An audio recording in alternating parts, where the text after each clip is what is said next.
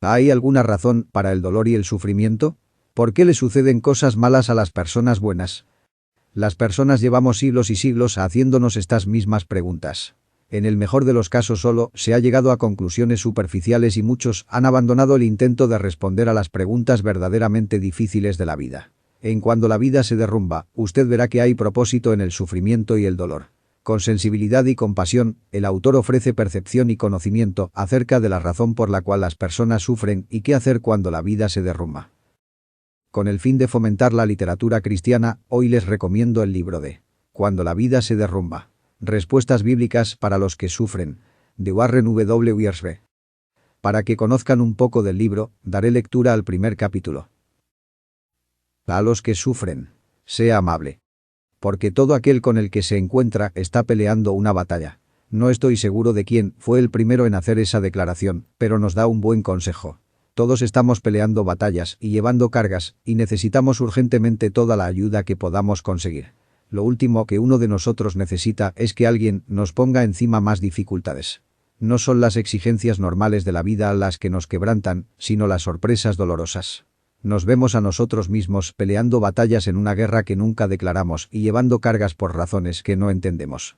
No estoy hablando acerca de cosechar lo que sembramos, porque la mayoría de nosotros es lo suficientemente sagaz como para saber cuándo y por qué sucede eso.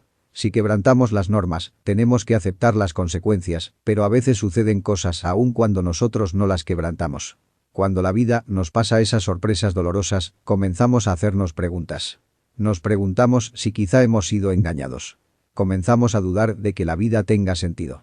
Sí, a los hijos de Dios les suceden cosas malas, y cuando eso ocurre, nuestra respuesta normal es preguntar: ¿por qué a nosotros? Este libro es el esfuerzo de un hombre para tratar de ayudar a las muchas personas que sufren, seres humanos que, en su dolor, están haciendo las preguntas esenciales que llegan hasta los fundamentos de la vida. ¿Existe Dios? Si existe, ¿qué clase de Dios es? ¿Mediante qué reglas está dirigiendo el juego de la vida? ¿Está libre o está maniatado por su propio universo? ¿Está llevando a cabo un plan o es tan limitado que no puede intervenir en los asuntos de la vida? ¿Tiene algún beneficio el orar? ¿Tenemos alguna información autorizada de parte de Dios acerca de Dios o tenemos que conformarnos con nuestras propias limitadas conclusiones, basadas en la poca información que vamos recogiendo en las experiencias demoledoras de la vida? Estas son preguntas importantes de la vida y deben ser respondidas. Este libro, Cuando la vida se derrumba, trata los mismos problemas que el rabí Harold Kushner consideró en su libro Cuando a las personas buenas les suceden cosas malas. Ambos libros son parte de lo que Mortimer Adler llamaría la gran conversación, ese fascinante debate que ha continuado por siglos, siempre que los hombres y las mujeres han considerado los problemas del mal en este mundo.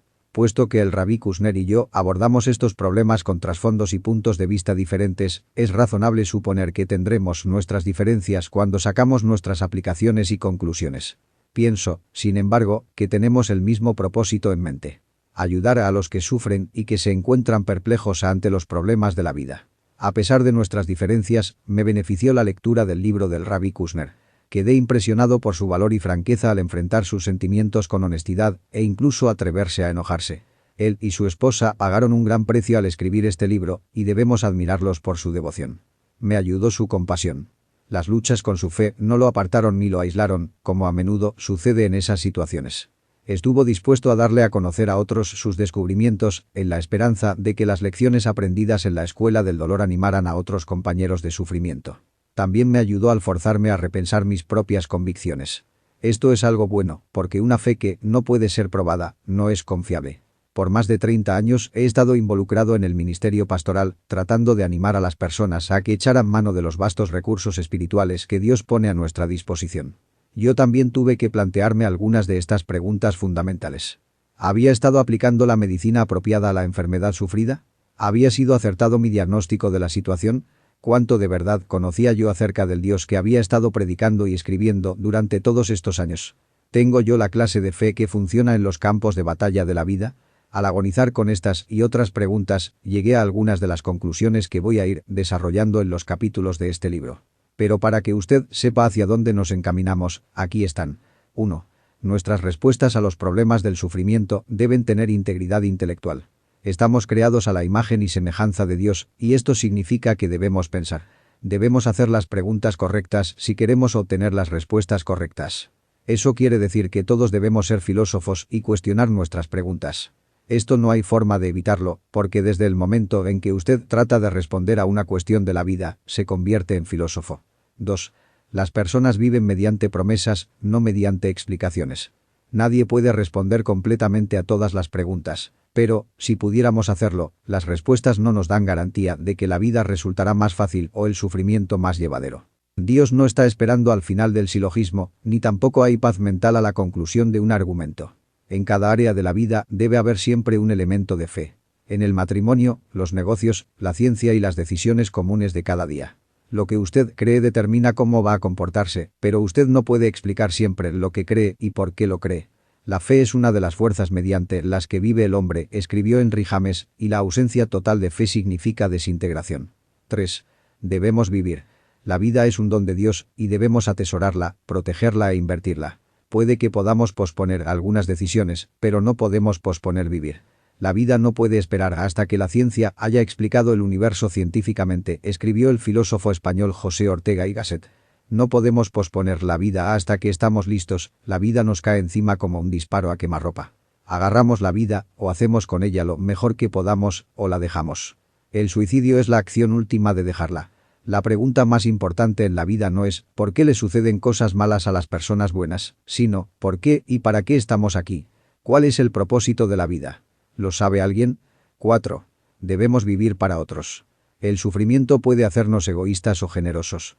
Puede hacer que seamos parte del problema o parte de la respuesta. John Feble, amigo del cardenal John Henry Newman, solía decir: cuando usted se siente dominado por la melancolía, lo mejor para salir de esa situación es levantarse y hacer algo por otra persona. Buen consejo.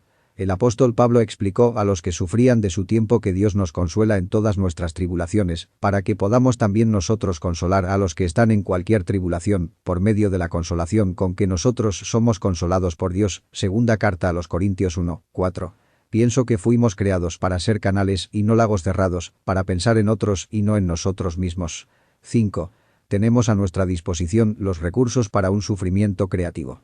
Todo en la naturaleza depende de recursos ocultos, y nosotros también. La historia humana está llena de testimonios de personas que pudieron haber sido víctimas, pero que decidieron ser vencedoras. Aunque el mundo está lleno de sufrimiento, escribió Ellen Keller, está también lleno de la superación del sufrimiento. El sufrimiento terminará siendo su amo o su siervo, dependiendo de cómo maneja las crisis de la vida. Después de todo, una crisis no hace a una persona, sino que revela lo que la persona lleva por dentro. Lo que la vida nos hace a nosotros depende de lo que la vida encuentra en nosotros. Los recursos están disponibles si nosotros queremos usarlos. Al considerar estos asuntos, tendremos que usar nuestra mente y ponernos a pensar en serio.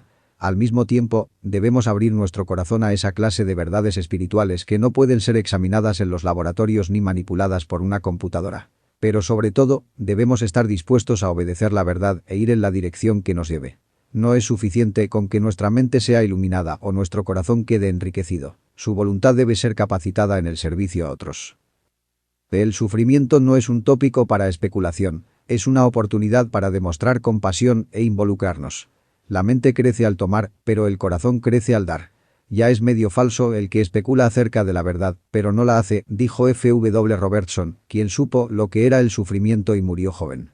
La verdad nos es dada, no para ser contemplada, sino para hacerla. La vida es acción, no un pensamiento. Pero si queremos que una acción sea inteligente, debe comenzar con un pensamiento. Así, pues, nuestra primera responsabilidad es tratar de responder a la verdadera gran pregunta. Este libro fue escrito por Warren W. Wiersbe. Es pastor y autor o compilador de más de 160 libros. Actualmente se dedica a escribir para ministrar a otros. Si les interesa adquirir este libro, lo pueden comprar por medio del enlace que les dejaré en la descripción del video. Estoy seguro que no es en vano invertir en buena literatura cristiana, que será para nuestra propia edificación, o para la edificación de alguien más que usted conozca que está pasando por momentos difíciles. Dios les bendiga y hasta la próxima.